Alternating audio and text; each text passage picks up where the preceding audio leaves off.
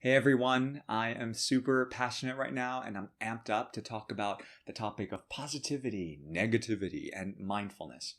Mindfulness, as you all know, is the big movement of the 21st century, and everyone who is on a path of self healing and self discovery is talking about positive thinking and positive mindset.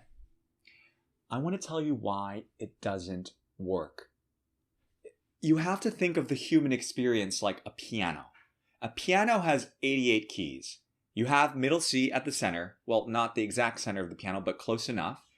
Now let's say the negative thoughts and negative emotions live on the lower bass notes side of the piano. And then the positive thoughts and positive emotions live on the higher treble region. Can you imagine listening to a Sam Smith, an Aretha Franklin, or an Adele, or whoever else you can think of who sings soulful songs about grief, loss, betrayal, abuse, unrequited love, only using high notes? Just try. I mean, it wouldn't be quite right? It lacks depth because it's missing the gravitas and the richness of life experience in what the lower notes bring. Negative emotions like doubt and fear highlight the issues we need to address in our lives, but most of us, instead of dealing with the unwanted skeletons in our closets, we either ignore it or we try to avoid it by trying to think positive or attract from the universe what we think we deserve. If you haven't done the deep work, which is going into your basement and confronting your issues with shame, guilt, judgment, jealousy, anger, and our famous one, fear, then thinking positive and the law of attraction isn't going to work for you. You haven't earned it because you're either too lazy or too afraid to spend the night in the dark. This is what we call spiritual bypassing. And I know that sounds harsh, but I'm having some real talk here with you. And I've seen this time and time again with people who are wanting to be different in their lives. And they say they're trying to hang in there by thinking positive, but meanwhile, on the outside, their life is falling apart. The reason their life is falling apart is because they haven't cleaned house. Their basement is nasty. It's full of dusty old cobwebs that are covered with old programs and conditionings, behavior patterns that aren't even theirs.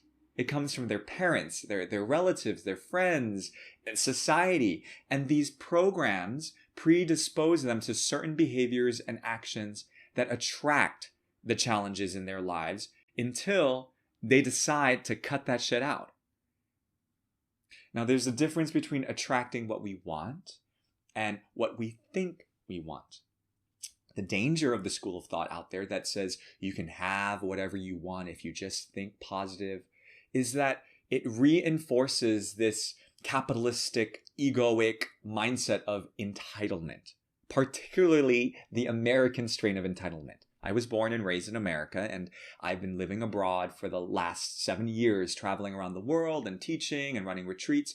And trust me, being away for so long, this is something that has made me even more aware of that now. The American dream is basically a mind program.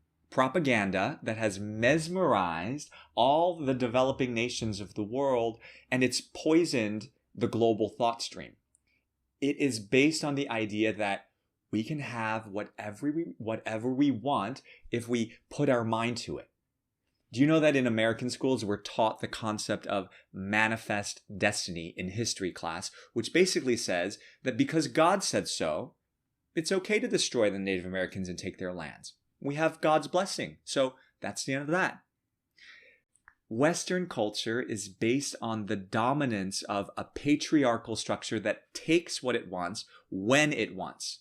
And I wouldn't even say that it's strictly Western now. It's slipped its way into the East as well through globalism and the boom of the technological age.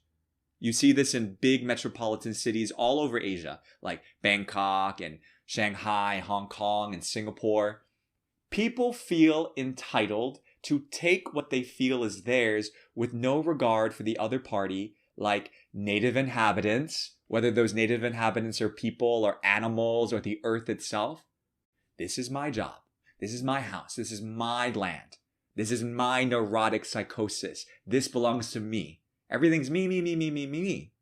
And so when you take a global culture that is unsatisfied with what they have because they have been programmed to be a bottomless pit to want more and more and more, a global culture that is all about I, me, and mine, a global culture that becomes stressed and depressed and disillusioned because they have become disconnected to the natural rhythms of nature and how nature actually works, which is a reciprocal loop of giving and receiving in a harmonious negotiation and communication. And then you add this formula of positive thinking, the law of attraction, for the purpose of manifesting your dreams so that you can go buy the house you want, send your kids to the best schools, and travel to all those exotic places to check off your bucket list with this perspective that you're entitled to it. You are actually using mindfulness and spirituality as a tool to reinforce your own disillusioned way of operating. Now, I'm not saying that you can't have what you want. You can have what you want, or you can want what you want, but are you okay with the universe presenting you some of your own shit to look at once in a while? And if you're not, then your relationship to the law of attraction, which is the universe responding to your requests, is one way. And if that's how you're operating, most likely the relationships in your life are one way, because it's all about what you want.